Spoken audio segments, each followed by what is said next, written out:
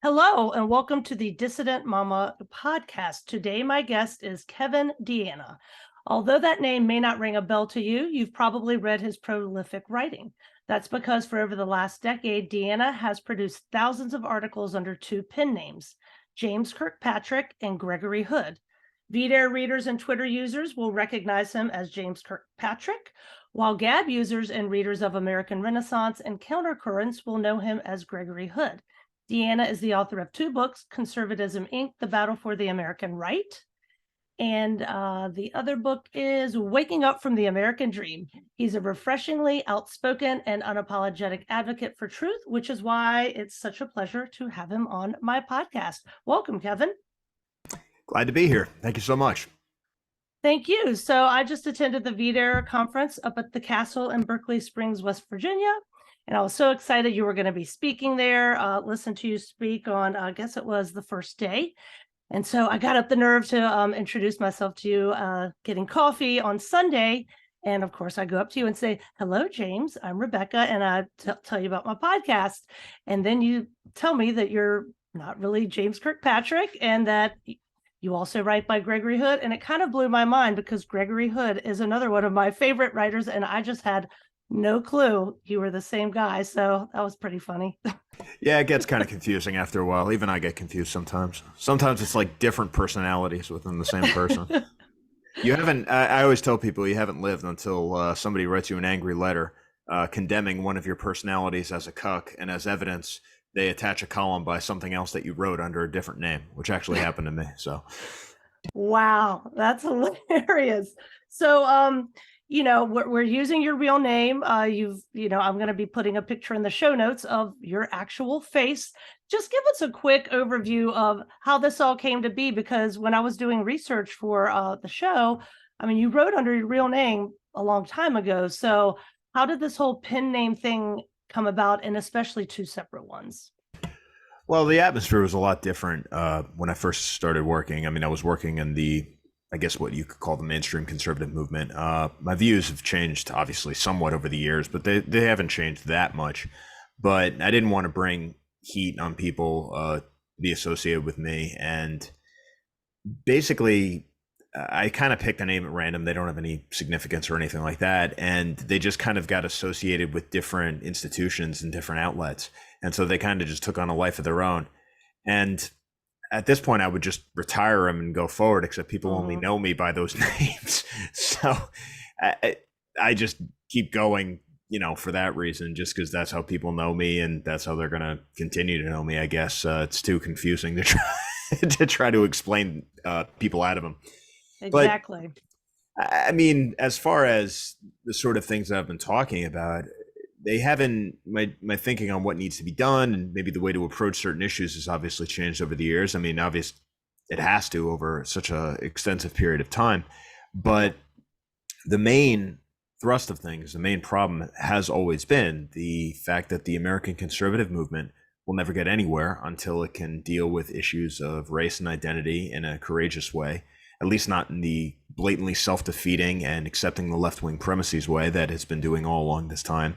And there has certainly been a great deal of progress since I was involved in the conservative movement in what seems like another lifetime ago. We are getting somewhere, but it's painfully slow.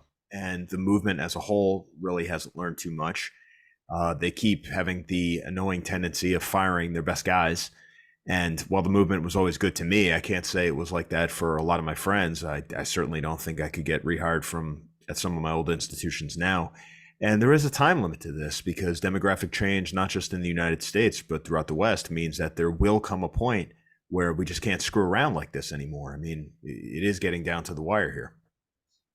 Yes, and one of the things you spoke about, where, I guess I'd read it in your writing before, but it's kind of a taboo issue, even for people on the so-called right. It's going after the Civil Rights Act of 1964. I have been doing that myself over the years. It's gotten me called a fascist by some folks here and there, but I mean, for people who are quote unquote conservative and don't like modern times, I always say, well, it's because of the Civil Rights Act of 1964. We don't have equal anything anymore.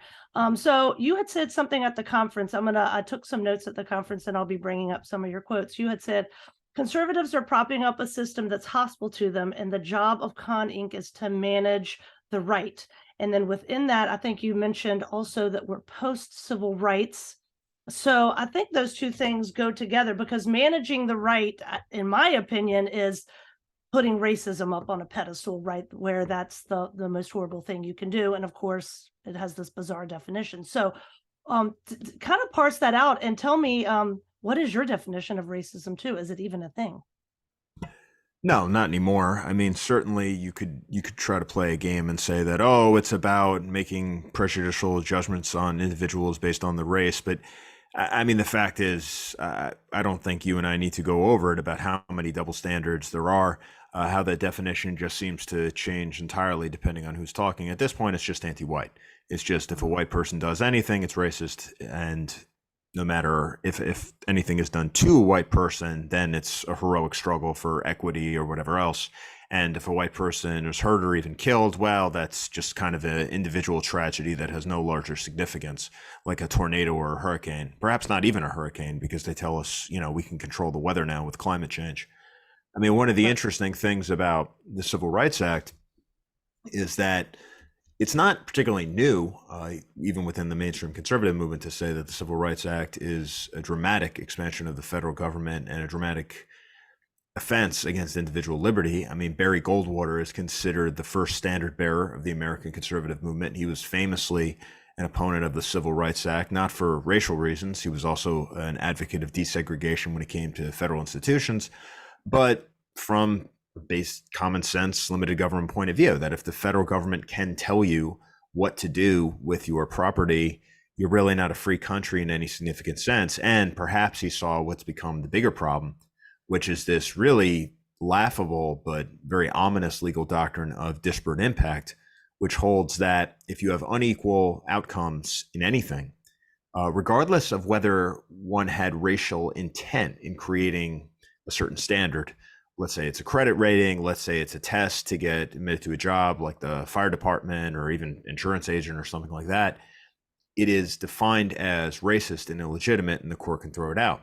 So you forever have these lawsuits. So for example, I think one of the more recent ones is these people in New York City, blacks and Hispanics, I believe they were teachers, who applied for a job and kept failing the test, were just awarded millions of dollars because obviously it's against the Civil Rights Act that they failed the test. The problem can't be that some people are just not smart enough to pass the test. The problem has to be that the test itself is racist. I'm sure that whatever blacks and Hispanics did actually pass the test are kicking themselves now, because it would have been better if they had just failed and then now they'd get to be millionaires. Interestingly, the mainstream American right seems to be finally coming around to this, albeit too late. I think the real pivot point was, I believe it was Chris Cantwell wrote a book called Age of Entitlement. And he is somebody who's obviously been published throughout the conservative movement. And he made the case that essentially the Civil Rights Act overrode the U.S. Constitution, that you cannot have the Constitution and the Civil Rights Act, because the Civil Rights Act is sort of a skeleton key that allows the government to do whatever it wants. Orrin McIntyre over at The Blaze has been making this same point.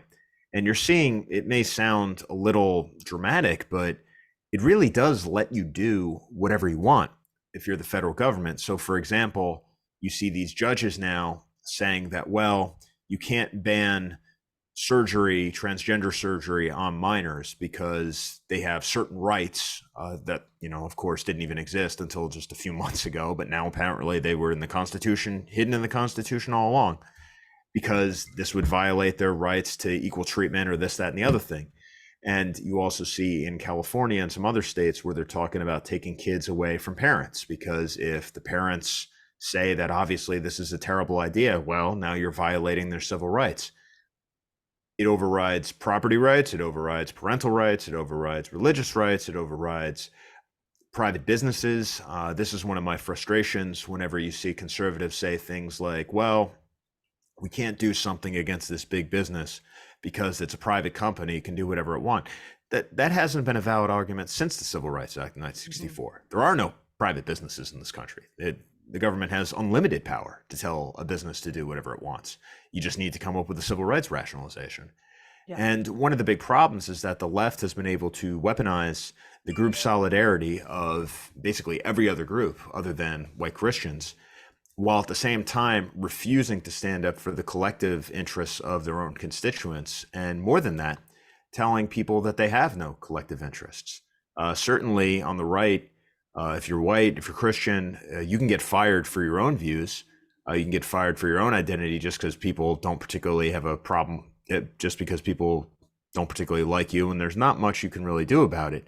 If you're black, if you're Hispanic, I mean, that's a civil rights lawsuit and you can make millions of dollars. Now, there has been some movement where you see white people starting to use the language of this bill to get back at things a little bit. I think during my speech at the VDR conference, I referred to the Starbucks, where a few years ago, there was a major racial controversy because some black gentlemen came in, and I don't actually know if they bought something or didn't buy something, but they were told to buy something before they could use the restroom. And this, of course, was the greatest injustice in history, and there were protests and all sorts of things. I think the company even held meetings with people, and I think there was like a one day where they shut everything down and had racial sensitivity classes. And the white manager of this store was basically terminated. And she filed suit claiming that it was because she was white, and she won. She's a millionaire now. So it's not that you can do nothing.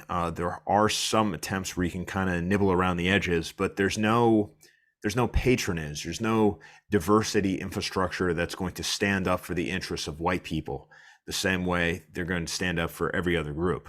So you really have a tough choice if you're on the American right. If you, first of all, if you actually believe in limited government, which all these conservatives say they do, the Civil Rights Act is just completely indefensible. Mm-hmm. So whenever you see people talking about like, oh, limited government and private businesses, and occasionally you'll see libertarians talking about how the government can or can't do this or that. And it's just like, okay, well, do you oppose or support the Civil Rights Act of 1964? And if they don't give you an answer, you know they don't believe in any of it. Not really. The second thing is, if we want to make progress in terms of not just turning back the left's cultural offensive, but even clinging to things that are pretty important, like being able to make sure that your kids aren't taken away by the state and then given some sort of horrific transgender surgery, which has no business taking place, in my opinion, on anyone of any age, but certainly not on children. You're going to have to repudiate this doctrine. Certainly, you're not going to be able to have any kind of standards so long as the doctrine of disparate impact continues. We have to, there's no way around getting rid of the Civil Rights Act if you're serious about this stuff. The other thing you could try to do is, if the Civil Rights Act is a given, is try to put protections for white people, for conservatives within the Civil Rights Act to the point where it just becomes unworkable for the left's purposes. I've always thought one of the most important things we could do is make it so ideology is a protected category under the Civil Rights Act. I don't think doxing is that big a deal in terms of social or physical safety, except in some cases. Certainly it's a threat, but the biggest threat is, of course, economic. But if you can make it so people can't get fired for what they do off the clock, that weapon is taken away. Right. You had mentioned at the conference gumming up the Civil Rights Act, and you had also talked about possibly weaponizing speech as harm, how that's always used for the other side. What would be an example of how the right could do that? Well, one of the really insidious things about the Civil Rights Act, and not even so much the act itself, but just the way the courts have sort of invented new doctrines that go along with it, is this idea of a hostile work environment. And if certain people say something or hurt somebody's feelings, now this becomes emotional harm. And I mean, you can lose your business if they decide that you hired somebody from one of these protected groups and you hurt their feelings, you have to pay out. Now, of course, the obvious conclusion is, well, don't hire these people, but you can't do that either because you have to hire them. So you're sort of stuck. I mean, you essentially have these people who you have to hire. Certainly you can't have any kind of objective standards because that would also be racist. So you're basically forced to hire unqualified people who then have every interest in not doing the job and then suing you.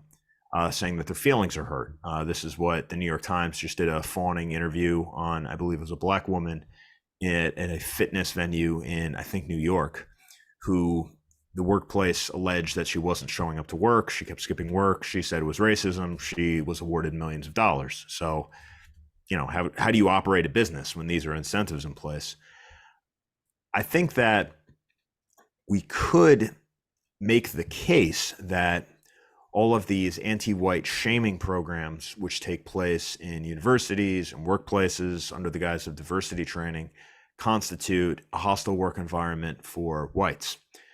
Certainly, when you're being told that all whites are racist, this is Robin DiAngelo's doctrine in White Fragility, all whites are racist. It's not just me making that up. That is the party line. And racism is seen as the worst possible sin in our modern time, the only sin, really. You're making it so that everybody is working with a kind of emotional blackmail. You're making it where they're already guilty just because of who they are, not because of anything they did. And you're frankly inciting hatred against people, because if you're rubbing raw the idea of grievances against white people, it doesn't matter if you dress it up in language of reconciliation and healing. We all know that's not what you're doing. You're trying to promote conflict. I remember after 9/11, like immediately after 9/11, if you remember this at all, they weren't showing the video footage of the attacks because they didn't want to get people mad, if you remember that. They didn't want to show people falling off the buildings and everything else because it would be very bad if Americans got angry about what had been done. But yet they tell us it's about healing when they say, oh, actually, there was a giant genocide in Tulsa 80 years ago, or the New York Times is writing however many stories every year about Emmett Till, or how there was a case that nobody had ever heard of, and now these brave people are bringing it forward, and they say this is all about healing. Well, it's not about healing. You're just inciting hatred against whites. And if it was done the other way, if you had obsessive coverage of black on white crimes all the time, people would know, like, hey, you're trying to incite hatred against this group. Certainly, I think there's a case to be made that the system as a whole, corporate elites, anyone who's funding these diversity trainings, certainly academia, certainly the media, certainly the government, are inciting hatred against whites and creating a hostile work environment for whites throughout the country. The question is, I think there would even be some lawyers who'd be willing to make that case. The question is, would a judge or a jury take it seriously? But all you need is one, and then the precedent is set. I think that the Starbucks case that just happened is a pretty interesting thing, that you can win. You actually do have people who are willing to take these kinds of arguments seriously. And I think the real takeaway from all this is that if you actually spell out the logic of the Civil Rights Act, of disparate impact, of hostile work environments, and all these very expansive legal doctrines that have grown up out of everything, it really makes any kind of normal social interaction completely impossible if these things are actually taken to their logical conclusion, because anything and everything you say or any interaction between two groups can quite literally become a federal case. Yeah. And, how do you convince the quote unquote normal conservative person? So, I'm in the homeschool community. I hang out with flat earthers and people who have beehives and, raise rabbits and eat weeds out of their backyard, and they're all opposed to the state and the jab and all this kind of thing. But by God, don't mess with MLK, or I live near the Woolworths where the first sit-in was, near A&T University, North Carolina A&T. And, people will make pilgrimages there with their homeschool groups. And I've been trying to explain for a very long time that these things can't exist together. Leftists hating me makes sense, but like a conservative person celebrating Juneteenth or Republican voting for it, that's bizarre. You just really, your most recent essay on Juneteenth was great. And on Gab, you said, one is tempted to ask what independence is being celebrated, given that Blacks are fiercely resistant to being cut off from whites permanently, subsidizing their strange lifestyle. So, you've been doing this much longer than I have. What's the take there? Is it just we keep trying to spread truth? Well, there's the good news is that these arguments that I'm making are not outside the conservative mainstream anymore. I mean, they're being aired on conservative Inc. venues and networks, and you're not going to see it on Fox News, certainly, but I mean, you're not seeing a lot of conservatives follow Fox News anymore. Yeah. The big problem is that conservatives, white conservatives, seem to be the only people who not only now but ever bought into the logic of the civil rights movement. There seems to be this idea that there was this civil rights movement that originally was shooting for colorblind society, Hmm. and then somehow it went wrong or became too extreme and started veered into affirmative action and all these other things that white Yeah. conservatives are against. This is not true. I mean, Martin Luther King favored all of the things that are happening now. He explicitly favored racial quotas. He explicitly favored set aside for blacks. He was explicitly a socialist, and yet it's almost like it doesn't matter. I mean, you can find this stuff very easily. You can find it from leftists themselves, and you can cite this stuff chapter and verse. You can tell conservatives that Barry Goldwater was opposed to all this stuff. You can tell conservatives that Ronald Reagan was opposed to all this stuff, which is also true. But it doesn't particularly matter. I think it's just so deep and they're so beaten down that they just can't. It's almost like it's terrifying to them on an existential level if they start making these arguments or even become aware of these facts. And I think it's because if that happens, they realize they've been not only just taken for a ride for a half century, but also that this free country that they believe in so much doesn't really exist and hasn't existed in a very long time. People don't like their fundamental assumptions being challenged, especially ones surrounding who they are. I mean, it would be like a man with a deadly disease, and then somebody comes up to him and starts trying to talk him out of his religion. I mean, that's not the time or the place, and it's not the kind of thing someone is going to welcome. I mean, these are the times you want to cling to comforting ideas, and this idea of a colorblind America, or that America's founders always had this colorblind vision, is very comforting to a lot of people. It's just not true. Hmm. And it was never true. And leftists know it's not true. I mean, every year we have this very absurd spectacle of conservatives getting up and saying, "Oh, Martin Luther King would be voting for Donald Trump," or, actually Thomas Jefferson and Martin Luther King believed the same things, and all this sorts of stuff. And leftists are the ones who get up and say, "Actually, no, that's complete nonsense." But it doesn't matter. I mean, next year you hear it all over again. And there's just this inability of conservatives to operate outside the conservative frame. For example, even today, Hunter Biden just pled out, kind of got a sweetheart deal for some of the crimes he committed, gets a slap on the wrist. And what does Marjorie Taylor Greene say? It's because this is what actually white privilege looks like. So the president's son gets a sweetheart deal from the DOJ, and what is the hard right conservative response? Oh, this is actually about white privilege. So even when it's completely not necessary, even when actually nobody is making this argument, conservatives can't help but fall into these leftist talking points and think that they're being clever or that they're owning them. Again, Democrats are the real racists, and on Juneteenth, Republicans freed the Democrats' slaves, and they're still angry, as if the modern Democratic Party has anything in common with the Democratic Party of the 1850s. It's very frustrating. The facts are there, the arguments are there. The only consolation is that the arguments are getting out a bit more, but I think what we're dealing with is something of existential importance to a lot of conservatives, because, I mean, by definition, right, conservatives don't really want to change their assumptions, and they don't want to confront the reality that maybe America is not what they thought it was. And I'd like to say that maybe the situation will eventually get to the point where they'll be forced to deal with reality. But even in South Africa, you'll see a lot of whites saying, "Oh, we need to cling to this idea of a colorblind South Africa," which is an ideal that nobody ever actually had. Yeah, exactly.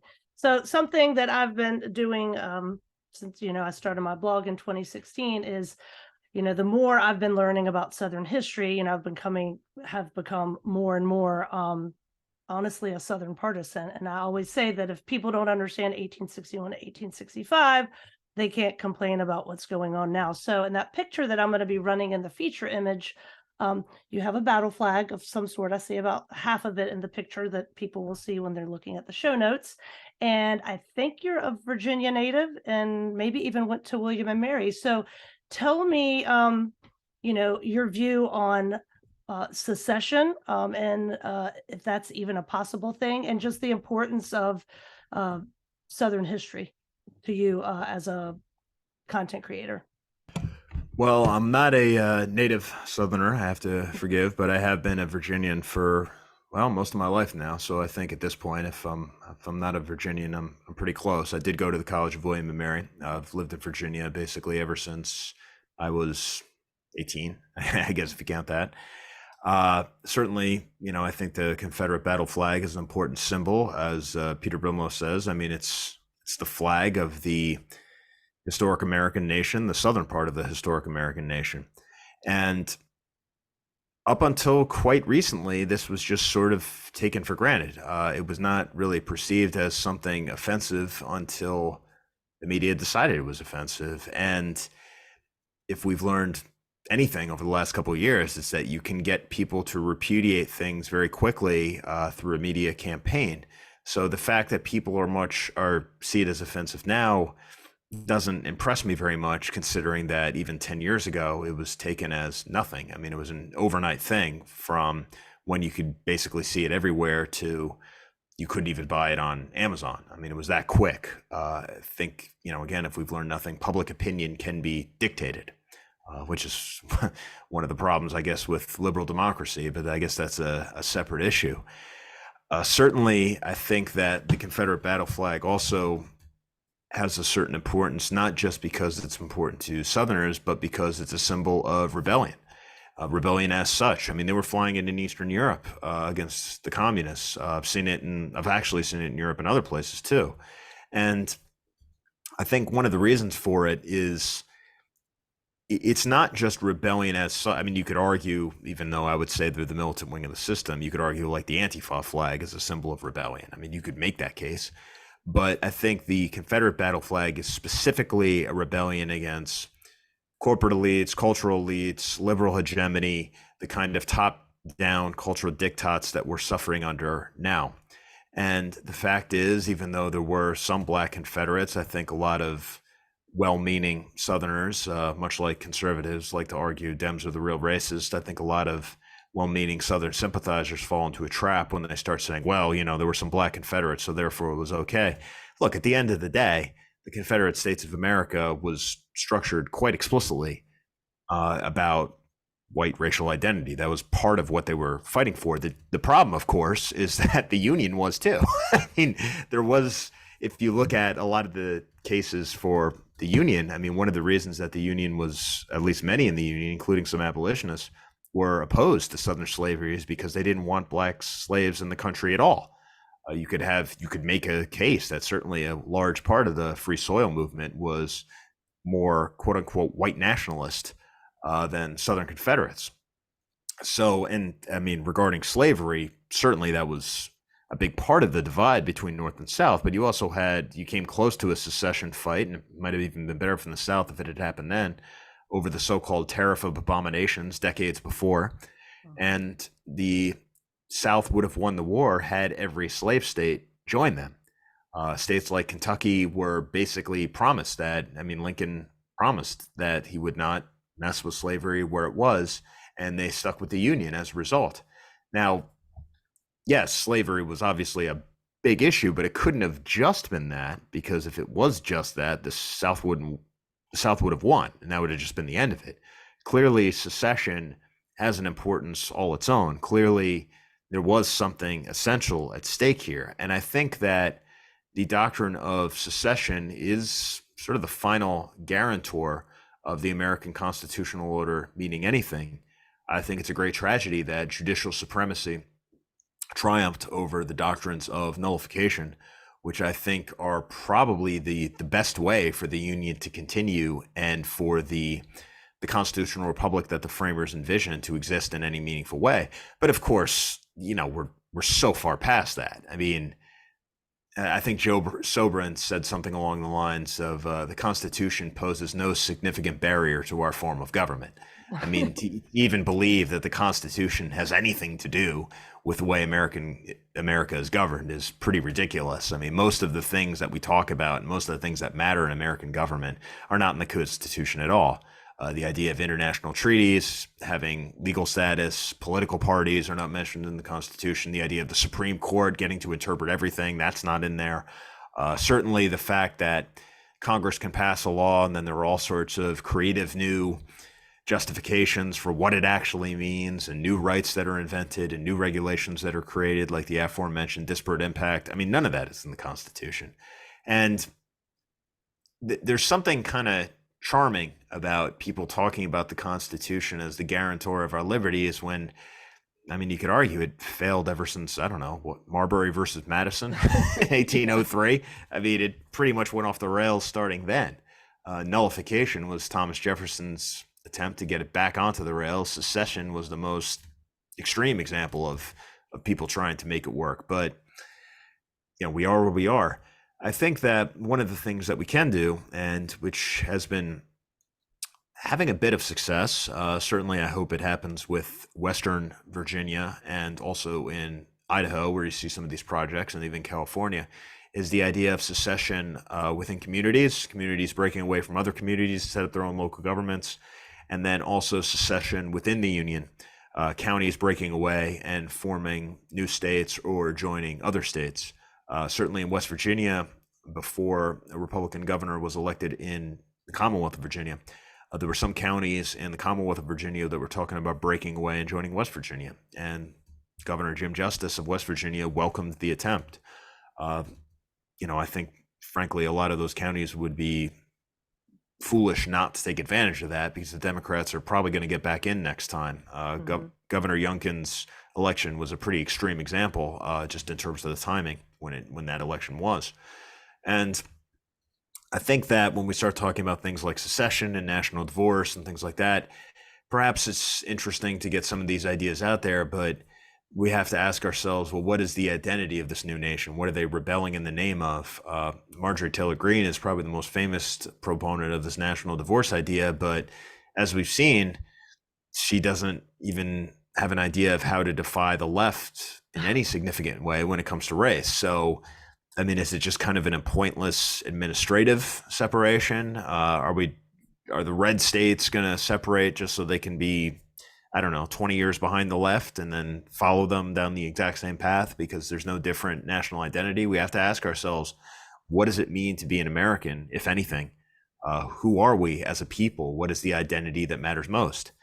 And the thing that I've been arguing over and over again, and perhaps I'm in a significant minority on this, but I think people are going to come around to it, whether they like it or not, that the single most important thing about your identity right now, particularly when it comes to how you are treated by those in power, and regardless of what country you are actually in, whether it be America, Canada, or somewhere in Europe, is the fact that you are white. Your race at this point is more important than any other thing about you. And you don't have to take my word for it. You can dismiss what I say entirely. It's the people in power who are telling you that. And it's how you're treated by power and how others see you that matters most, not whatever special identity you come up with for yourself. Yeah, during the conference, you had said the ultimate justification of elite domination is racism, and that the powers that be profit from the destruction of existing cultures and country. Well, I agree 100%. And I would say that a great example of that would be the Southern United States and how it was destroyed and then reconstructed and has been used as the whipping boy ever since. So this leads me to my next question, the whole oppressed versus oppressor scam that goes on, and the people that push back against anti-whiteness yet to still participate in this by saying things like, well, John Brown was a great guy because, you know, he was just fighting to free the slaves and things like that, when it's totally playing into that entire paradigm that Southerners being, I call it the archetype, straight, white, Christian men who are overwhelmingly Southern. Now, you could be the archetype and be from Idaho, but you fit in that mold of somebody who's not going along with any of the madness that's being pushed. So I, I know that some people on the right, they're like, oh, the South, whatever, people are just, sentimental about these things. But I went to the AP Hill reinterment in January, and I saw Jared Taylor there. He actually tapped me on the shoulder and asked me where the John Hill, the closest living relative to AP Hill, was. I think because he had seen me talking to him, he didn't know who that guy was, and I just said, "Well, you're Jared Taylor," and he goes, "Why, yes," in his awesome the way he speaks. He does in fact talk like that. Yes. Why, yes, white people. Why, yes. But anyway, I love that about him. But anyway, so that made me very happy. I was like, I had no idea Jared Taylor would even be here. And I just thought it was lovely. So, being in the right wing, for lack of a better way to describe it, what's the take on that? Because again, I feel like if you're pushing for a culture to be supported, if you're pushing against cultural Marxism, as we used to call it, you're pushing against the wreckers. You need to support culture, and what's any more important than roots and kith and kin and heritage? So what's kind of the vibe on the right for, being at least sympathetic to the Southern cause? One of the great tragedies of the American conservative movement is that if you look at a lot of the intellectuals who the American conservative movement claims to venerate, guys like Richard Weaver, even some of the writers at the very beginning who talked about a lot of these racial issues. I mean, William F. Buckley famously defended segregation in the South when National Review was first publishing. It's not that they've broken with these ideas, it's that they're not even aware of them.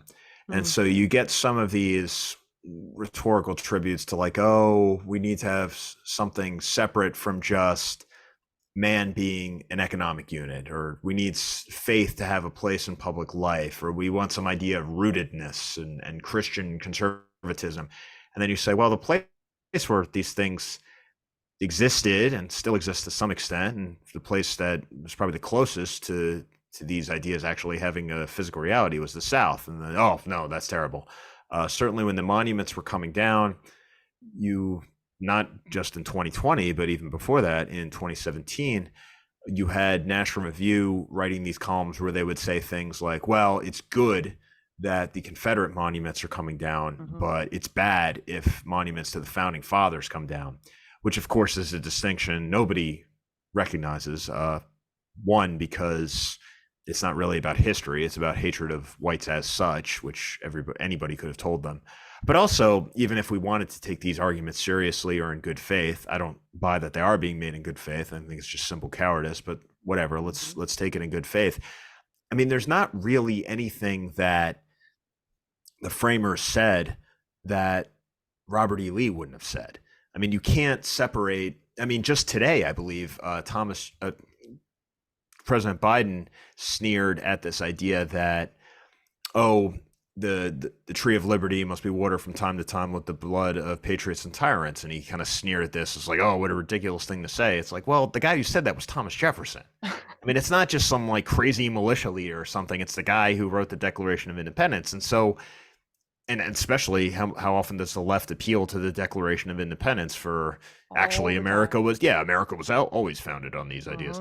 So the problem for the right is that you're defending the founders and the framers, and you're saying like, well, they had a totally different view of things than, let's say, Southern leaders or even Confederate leaders. But then when you look at what they actually said, it's not that different. And if you look at, in some cases, the more or less direct descendants of a lot of these leaders fought for the Confederacy. And so you're trying to draw a distinction between, or you're trying to have this like true American tradition that somehow excises the South, which is the one region that takes all these ideas that they claim to believe in seriously, and say that somehow you got to keep George Washington's statue up, but you got to tear down Robert E. Lee's, and it just doesn't work. I mean, the only real difference between George Washington and Robert E. Lee is that Robert E. Lee lost. Uh, if he had won, I mean, if you're talking about like, oh, they're traitors, it's like, well, George Washington was a traitor. All the founding fathers were traitors. Like that's what they were. I mean, they were traitors to the king. They took oaths of loyalty and they broke them, but they won. And so that's why we venerate them. But if the difference between good and evil, which is now the sort of terms we're talking about, it's no longer about political beliefs, but this sort of existential idea of good and evil, where the Confederates are on a par with, the Einsatzgruppen of Nazi Germany or something.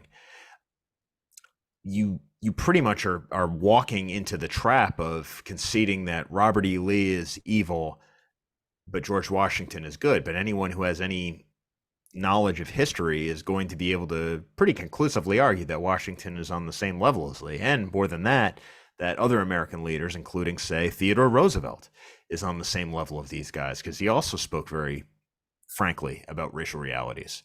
So then when you see Washington's statue come down, when you see Teddy Roosevelt's statue in New York City come down, Jefferson's statue was taken out of New York City, their city government building.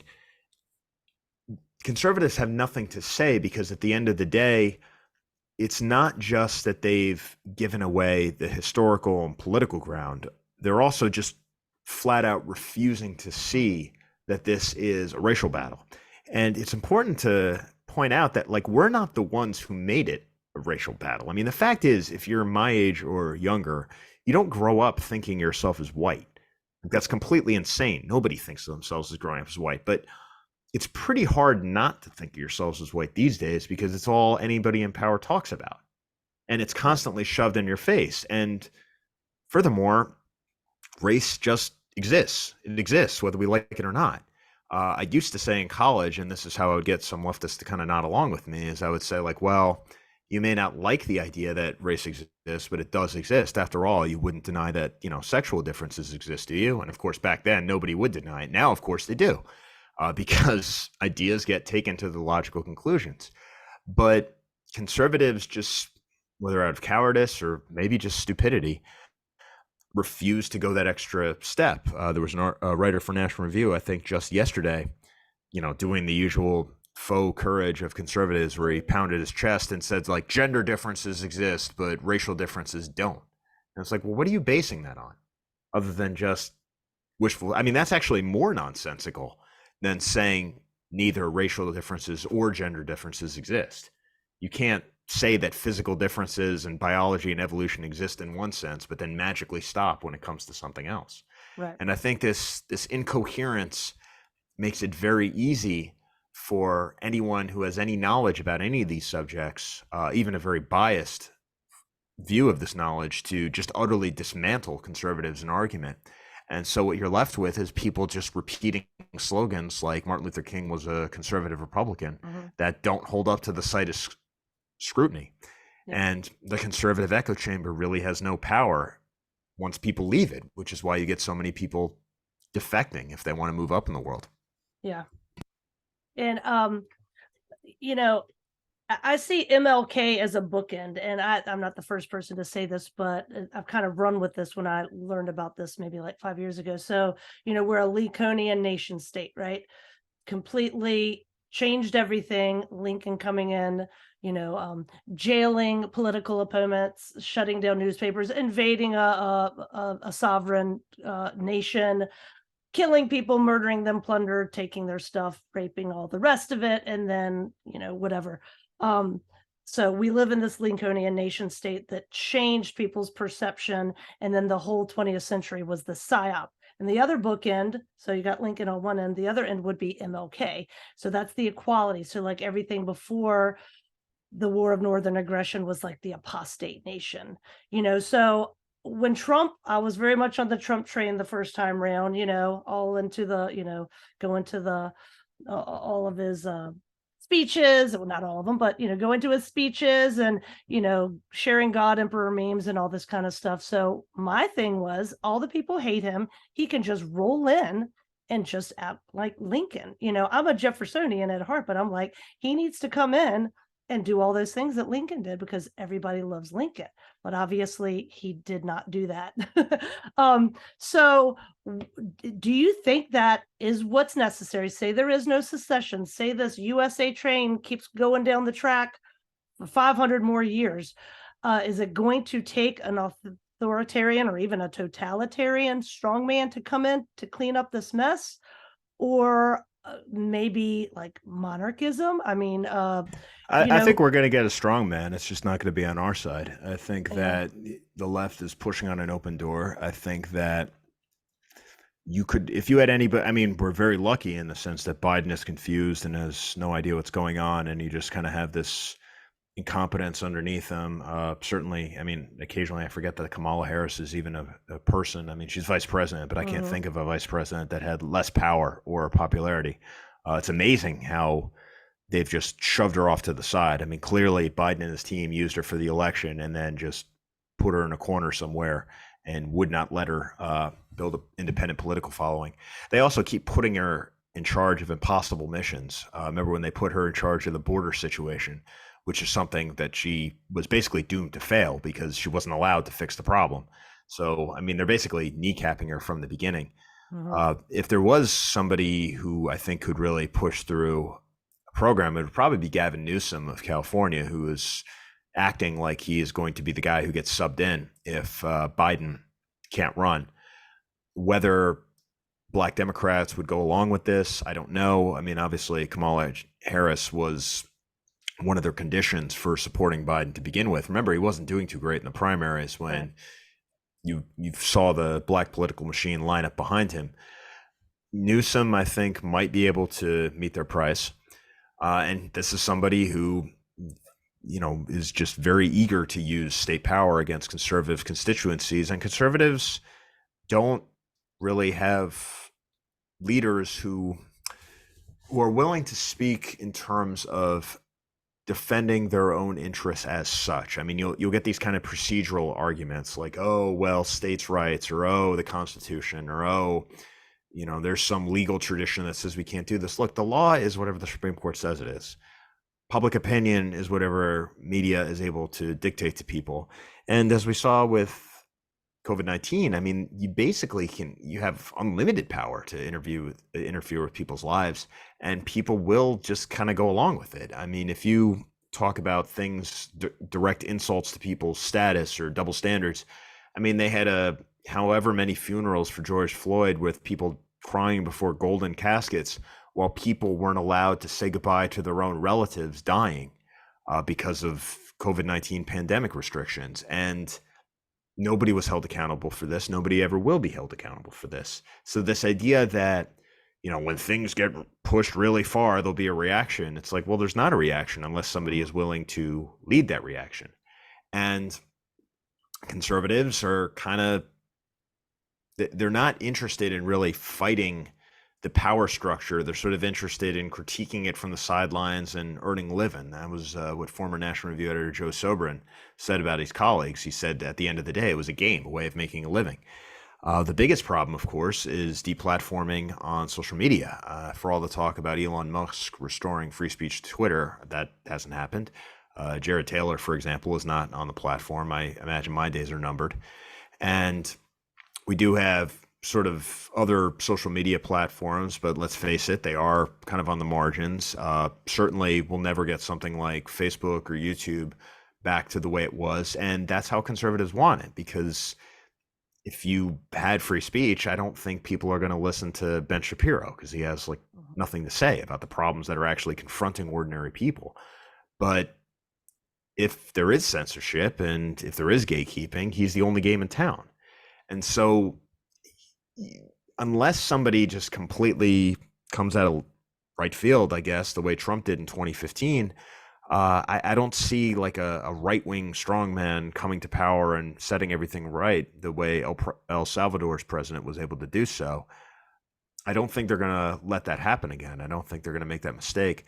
I mean, the fact is Trump had a once-in-a-lifetime opportunity, and within 24 hours of getting elected, he handed over the whole agenda to Paul Ryan, and that was the end of it.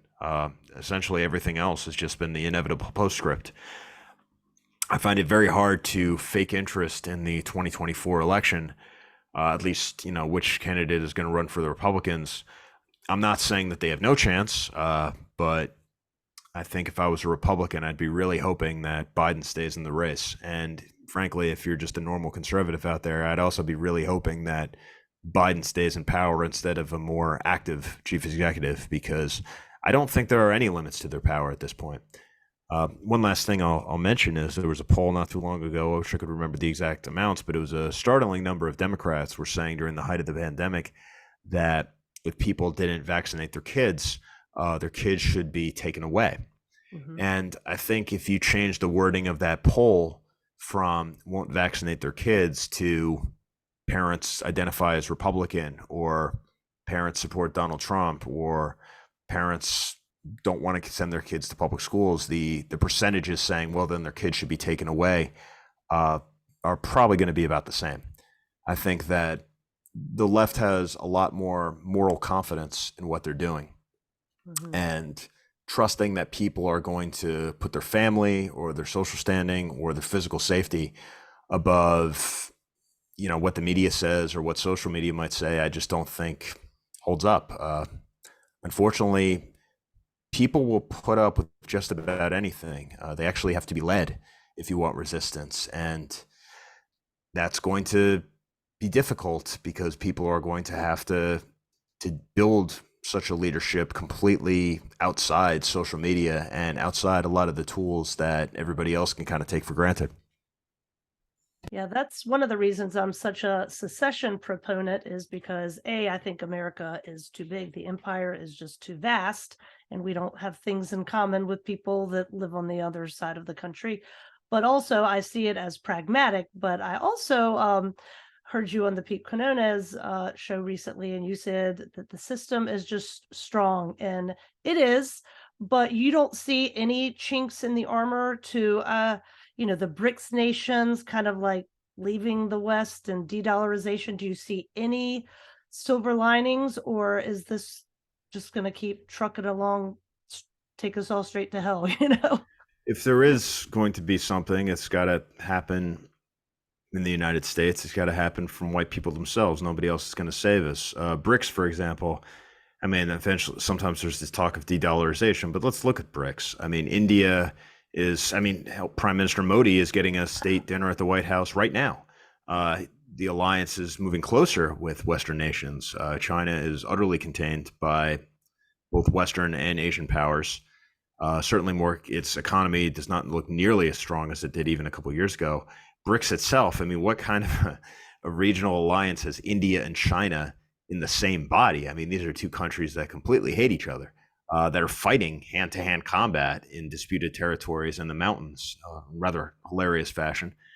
And the S in BRICS is South Africa, which is basically on the brink of collapse. I mean, this isn't exactly a real power.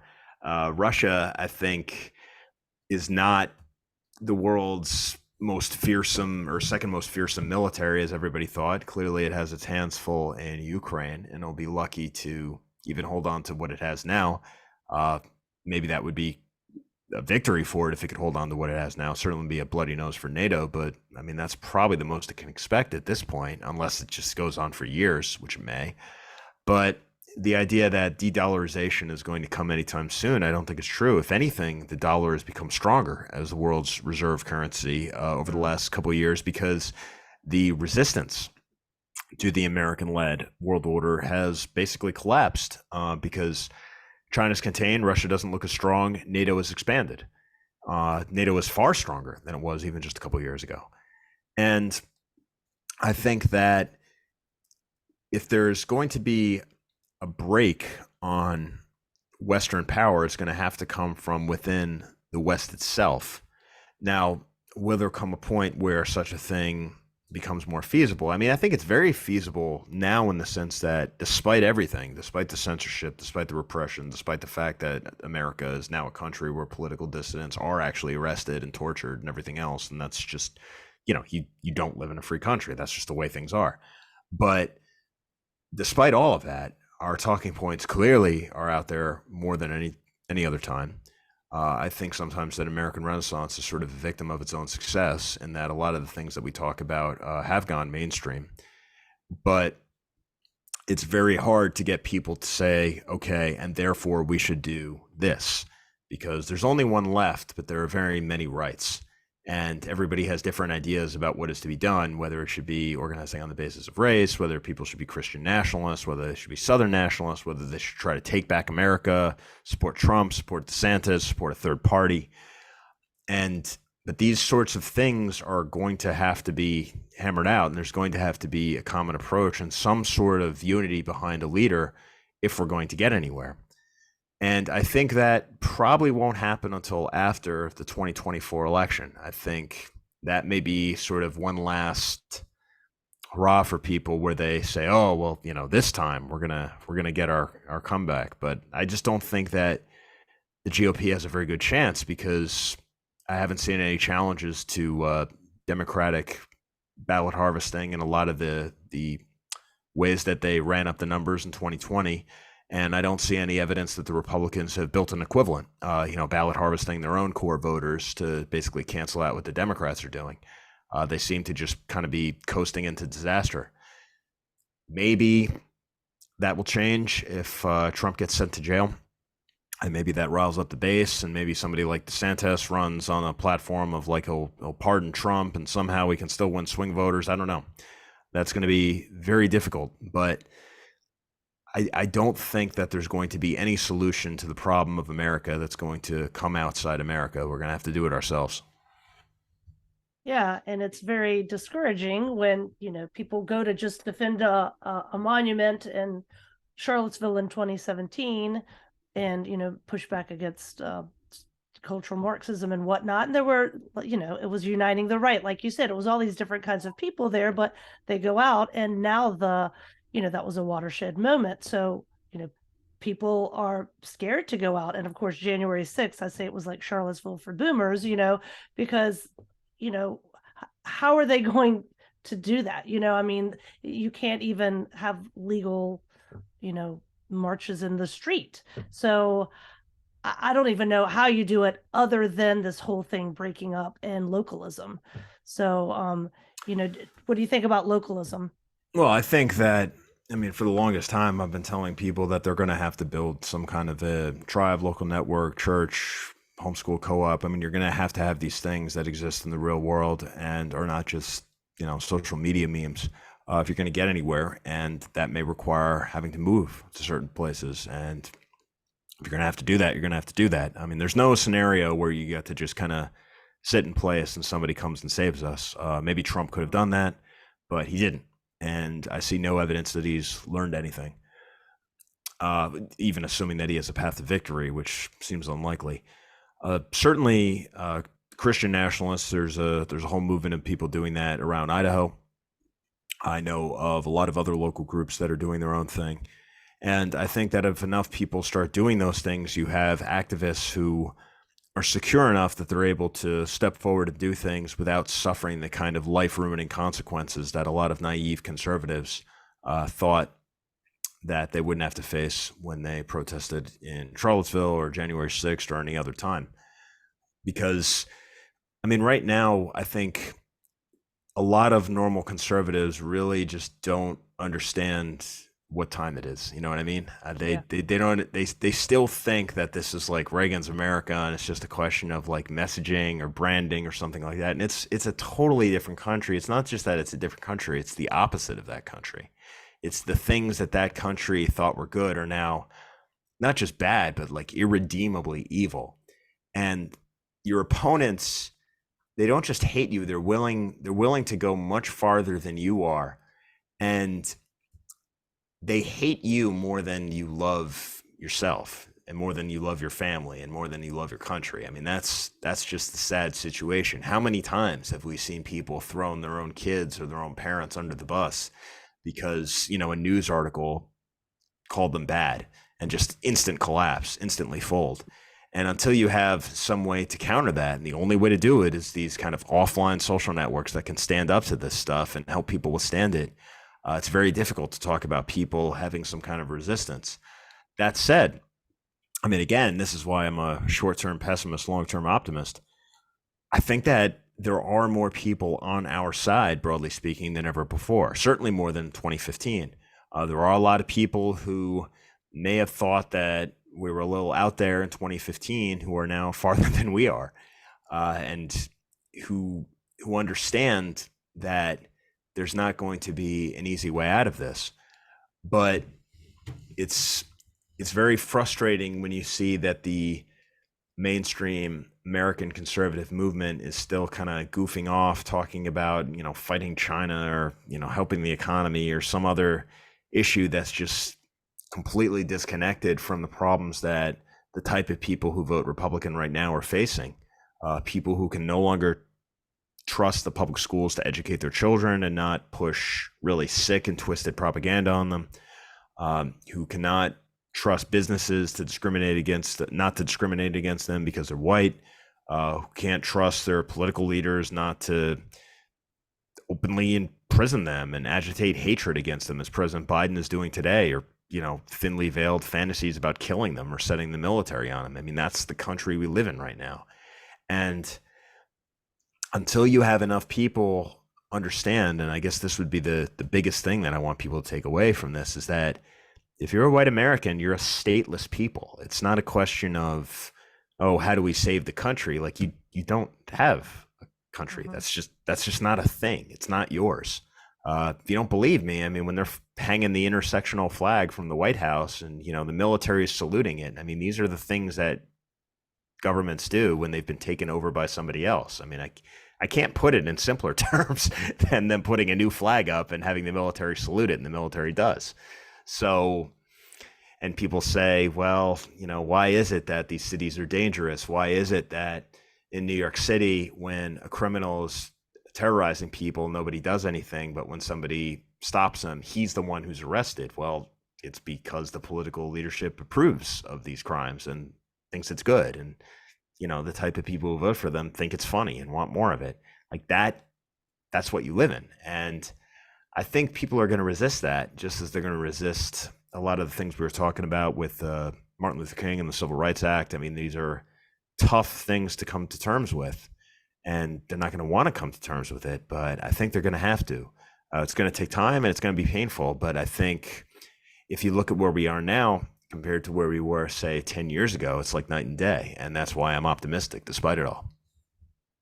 Yeah, you recently said on Gab, I think there's a real hunger for a traditionalist Catholicism, actual Catholicism, but Jorge and the existing church leadership will burn the Vatican to the ground before letting it happen. So yeah, that's kind of a general point about a lot of these movements. I mean, I should point out that though I was raised Catholic, I'm not now, but I certainly have a great sympathy for Holy Mother Church, and I don't want to see it destroyed. And I'm pretty frustrated that with the current Pope and what he's doing, especially because years ago, all the energy was coming from these younger conservatives, the type of people I knew who were becoming monks and priests and going into the church like eager. We're all traditionalists. I mean, the kind of post-Vatican II liberal Catholics are all kind of aging out at this point. And it makes sense. I mean, look at what's happened to mainline Protestantism at this point. I mean, you go to any Protestant church, I mean, you will see the rainbow flag, the intersectional flag, the Black Lives Matter signs, sometimes pictures of various black criminals on the altar, literally worshipped. I mean, this is what they are at this point. And I'm not willing to take those who say, well, the Catholic Church needs to follow suit because we need to be relevant to the culture. I'm not willing to take those arguments in good faith. It's very obvious what that'll lead to. We just have to look at what happened to the Episcopalians and other denominations to see where that ends up. I think people who are making those arguments are doing that because they want to take the church down, because they want to be just sort of an addendum to the media, except with incense and fancy titles. And it'll be interesting to see what happens with the Catholic Church, because there's an unbelievably rich tradition of traditionalist resistance to not just the current culture, but modernism generally. I mean, you only have to go a few decades ago to read some of the papal encyclicals against it to understand that. I mean, there's a lot to draw upon here. And it is the oldest institution in the world, the oldest continuously operating institution in the world, and arguably the seat of the Western culture that exists today. And it's hard to imagine this culture surviving and anything recognizable unless the church itself comes around. But it's the classic conservative problem. How do you save an institution that you are pledged to defend when that institution has already been subverted? Sort of like the samurai who rose against the emperor during the Meiji Restoration. And when they said, why are you rising? They said, we're rising in defense of the emperor. And it's like, well, okay, but what happens when the emperor is against you? I mean, this is sort of the problem with Catholic traditionalists is, you'll see these kinds of interesting things about like, oh, we're going to do this and we're going to have integralist society and we're going to put forward these ideas and everything else. And it's like, and occasionally they'll lecture you, you need to convert to this or you need to join with this and everything else. And it's like, oh, that's all great, but I mean, if you said any of this to your bishop, you'd get excommunicated immediately. So what are you doing? Yeah. And I'm not trying to be a jerk. Like I sympathize with these guys a lot. I want them to win, but I am of the opinion that you got to have, even if it's just a few people, you got to have something that is totally yours and can't be repudiated by an authority that is hostile to you. Yeah. One of the silver linings of clown world is that people are craving authenticity. I think the Zoomers, of which I have 3 teenage boys, Zoomers have their challenges, but they have a real good bullshit detector. As a mom, sometimes that is annoying, but that's a thing too that I think is a real a good sign that possibly something can come out of this as far as people at least getting back to a traditional faith. I'm an Orthodox Christian, and I do have a real heart for the tradcaths, as we call them, because it's horrifying. We want them to, I want them to be Orthodox, but, I want them to have traditional religion presented to them, something that they can love and be a part of and pass on to their children. And it's heartbreaking what's happening. But you said at the conference, as a Christian, ... That's like some of the scariest words you can hear these days, because it's often Christians, in quotes, pushing this madness, Well, it's one of there's a whole frame that goes along with this. It's not just Christians. I mean, how often have you heard, the conservative case for X? And whenever you hear the conservative case for, it's, no, like something horrible is about to follow, because it's never the conservative case for conservatism. It's never the conservative case for defending conservative voters. It's always the conservative case for something that will hurt our voters. And you see this with Christianity, with a lot of so-called Christian leaders too. It's always the Christian case for hurting Christians. You never see a minister be like the Christian case for reclaiming Christianity's spot in public life. The Christian case for religious education being preferred over secular education. You just don't see these things. And again, I think we really have to move past the point where these sort of things are taken in good faith. I mean, when you see David French doing his bit of denouncing Republicans and conservatives in the New York Times, it's not, well, I'm going to write a rebuttal to this. It's just like, no, it's just his job, and the whole thing is completely phony. I mean, it's not something that should be taken seriously. And I think a lot of the things we have to look at here is that you have to look at the structure that's in place to incentivize certain behavior. I mean, this goes back to where we started with the Civil Rights Act. People get material benefits for going along with certain ideas.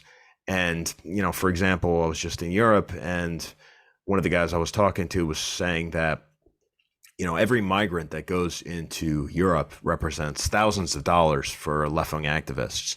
So, because there are NGOs that bring the people in, there are NGOs that teach them the language, there are the NGOs that fight racism, there are NGOs that sue the conservative governments, there are NGOs that get social services for them and make sure they get housing and education and defend them when they get arrested and all this sorts of stuff. So like each one of these guys comes in and has big money. And so conservatives will make arguments and say something like, "Oh, why are they doing this when it hurts their country?" It's like because they don't think of it as their country, and B, because they get massive benefits for doing this.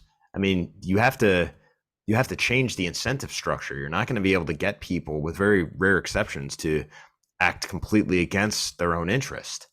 And this is one of the big problems, is that I think a lot of conservatives are just appealing to this common good, or these ideas that they think everybody shares, and they just don't. Conservatives will say things like, well, why are liberals doing this? Don't they know that crime hurts black communities most? It's like, okay, but if you look at the polls, black communities seem to prefer law enforcement letting black criminals go instead of enforcing the law. Like, that's just what it is. I mean, there are these, the white woke people are worse than black communities when it comes to criminal justice. Well, that's not really true when it comes to the polls, in terms of the way most people vote. Look at Chicago, right? I mean, everybody used to joke about how much crime there was and these shootings and everything else. What did Chicago voters do? They voted for a mayor who's actually a black mayor, who actually will put the leash on law enforcement even more. And right after getting elected, there was a mass shooting. What did he say? There's a lot of anger among people about being disadvantaged. I mean, it's what they want. Like, it's not, there's nothing to argue with. I mean, they've made their choice. And you'll see this too with somebody. I mean, this is kind of a social media thing, and I realize there's a bit of selection bias, the type of people who comment. But, one of these little stories, I think it was like New York Post, where some kid has a lemonade stand in New York City. I didn't even think you could do that kind of thing in New York City. And these black guys rob him. And, it's like an 8-year-old kid. It's supposed to be this story like, this poor kid got robbed. And of course, on social media, what are people saying? Like, oh, this petite bourgeois kid got what he deserved. I hope that people understand, capitalism is the real problem. Like, good job to these guys who robbed him. I mean, like, there is no consensus on this stuff. Like, it's not that they are misguided about the best way to stop crime. They think crime is good. They think they actively support it. This is what they want. And so trying to have a debate with them, or just bowing and scraping before these people who don't share the same ends as you do, is completely pointless. I mean, from an electoral point of view, just, what this actually means in the real world. I mean, I'd say one of the biggest reasons Trump lost in 2020 is because with the Platinum Plan and criminal justice reform and a lot of other Jared Kushner's brilliant ideas, he spent a tremendous amount of money and time and campaign capital appealing to black voters who just despise him and clearly supported what was happening at the time in 2020, and basically lost a lot of white voters and Hispanic voters, frankly, and Asian voters who are suffering from this crime wave. But nobody was willing to say, yeah, I'm actually going to do these things to stop crime. Instead, he just kind of tweeted law and order in all caps over and over again. And that was not enough to win the election. I think that, and you see this with Republicans now. I mean, they keep going back to the well of trying to increase black voter support, and they actually miss a lot of other constituencies of other races who I think would be willing to give them a shake. It's just they can't do it. I mean, I think one of the biggest problems with white conservatives is they're just morally enslaved to this vision of oppressed African Americans, and it blinds them not just to common sense or to self-respect, but their political self-interest. And I'm not saying this, as a white nationalist, therefore this. I'm saying if you want to win elections and win votes from people of all races, you actually should not be bowing and scraping to the NAACP. You should actually be talking about fighting crime, because just about everybody other than the majority of African American voters wants to hear about that. Yeah. But instead, they just keep going before people who hate them and wondering why they keep getting treated like garbage.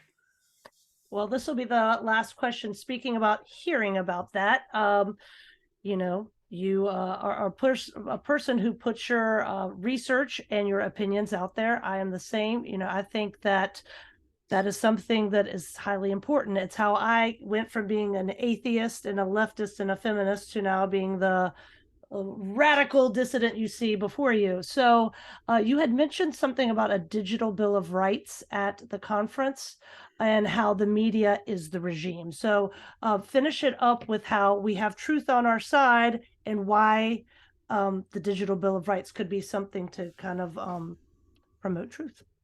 Well, I would say I'm a single issue voter at this point, in that I will support anybody who will impose freedom of speech on mainstream social media platforms. I think that the First Amendment is not just something that relates to the government. It's an American norm that should apply to businesses, and that people like Elon Musk, who say speech that is not illegal should be allowed, need to actually be forced to follow up on that. And I'm not, don't mean this to go after Musk. Musk is better than the other people out there.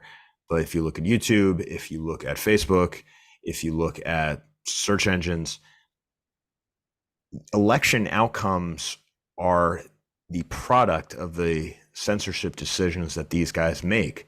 It's completely pointless to talk about democracy or elections or convincing voters or any of these things. Like, all of these things are complete lies unless you have online free speech. Because if people can only see certain messages, then any election outcome is completely illegitimate and should be treated with scorn and contempt. And that, to me, is much more important than theories about, Dominion voting machines or whatever else. I care much less about that than I do about online free speech. And I think that's much more important when it comes to the legitimacy of an election.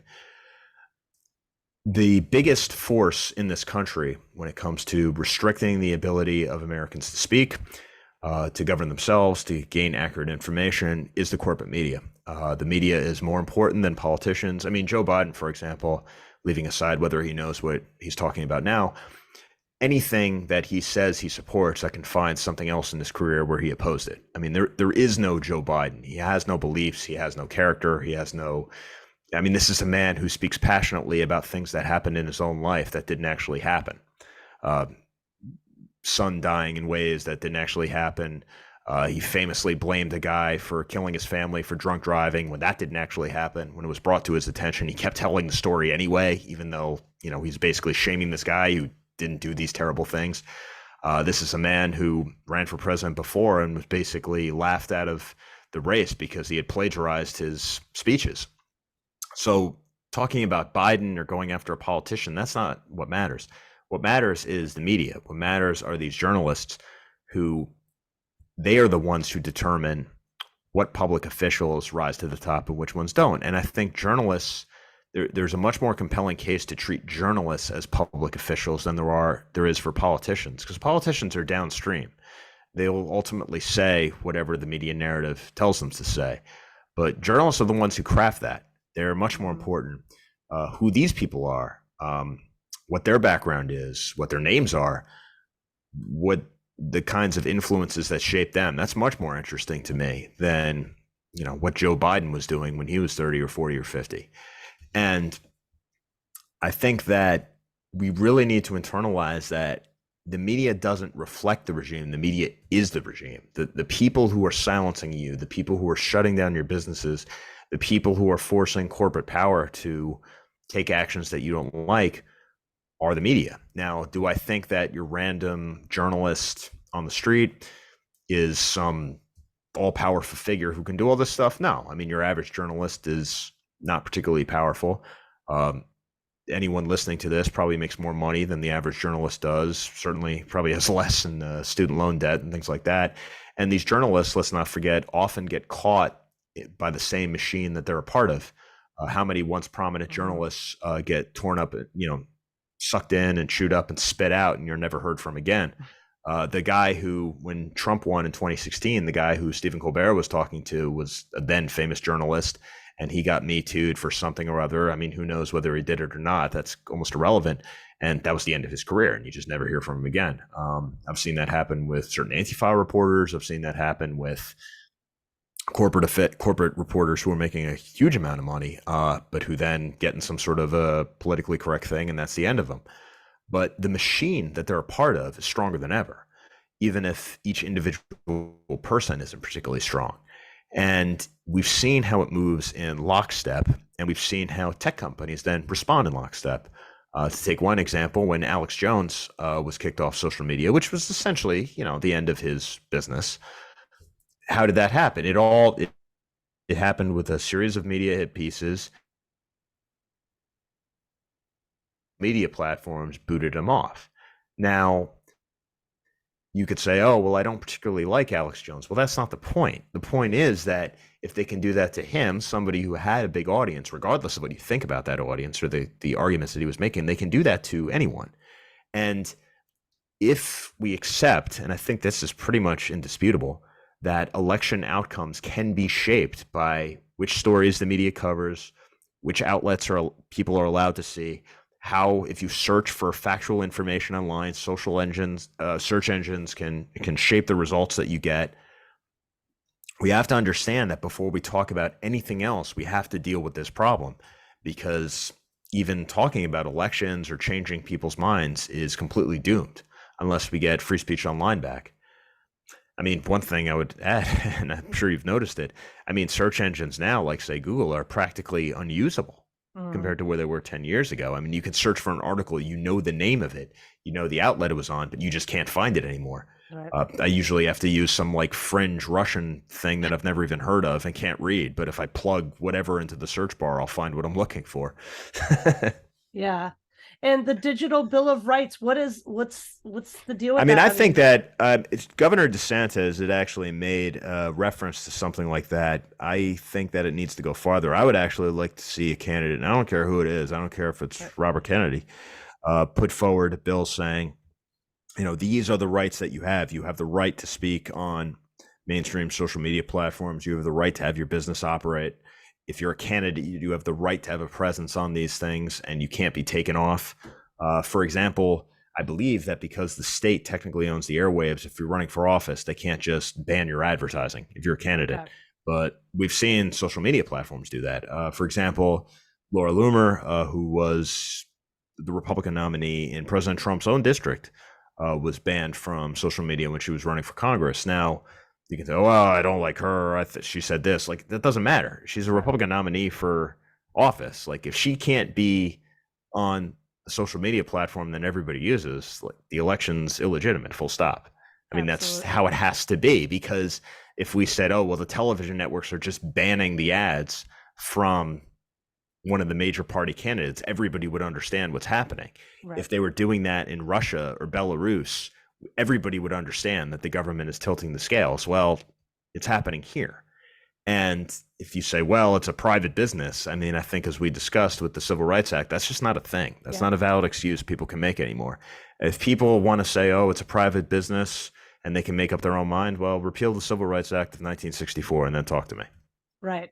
All right, so we need a digital bill of rights, and we need to repeal the Civil Rights Act, which if we got rid of forced integration, I think that would probably solve 99% of our problems. So that's all we got to do, Kevin. It's easy peasy. Yeah, no problem, right? No, I think I have no illusions that these things will happen right away, but I do think that people, if you take away anything from this, it needs to be like, it's not a game, and you have more power than they think. But what I mean from that is, it's not necessarily go with this edgy internet ideology or support this savior or anything like that. You don't even need to listen to me or believe everything I believe, or read everything I read and say, oh yeah, this guy's right about everything. Gregory Hood has the answers. More than anything, what I want you to do is think hard about what are the things that you are not willing to give up on anything. Parts of your identity, your religion, your family. If you're blessed to have a family that has your back, and how can you build power with like-minded people in your area such that you have something to fall back on if you're the target of one of these media campaigns? How can you educate your kids and make sure that they're taught the things that you want them to learn and not the perverted ideas that the public schools want to push on them? How can you make sure that the people you care about live in safety? And if you can't do that where you live, you may need to move, and you may need to think hard about relocating to communities that are explicitly operating on in these ways. And the fact is, I can pretty much guarantee whatever your background, whatever your religion, whatever your views, there's already a group of people out there who's operating in this way. It's just a question of finding them. Yeah. Well, absolutely. I amen to all of it. I agree. It's personal secession, it's localism, and it's starting with the things you have the most control over in your life. Because when you think nationally or globally, it's too overwhelming. So it's actually the things that you actually have a little bit of control over. So it's just a smart thing to do. Well, Kevin, speaking of smart, you are a very smart person, and I thank you for coming on and for being so gracious. Thank you very much. And it's just been a blessing, and I'm going to keep on reading your stuff. So get to work, sir. All right, you got it. Really appreciate you having me on. Keep up the good work, and thank you so much to everyone who was listening. All right, man. Thank you. Bye-bye. Take care. Bye-bye.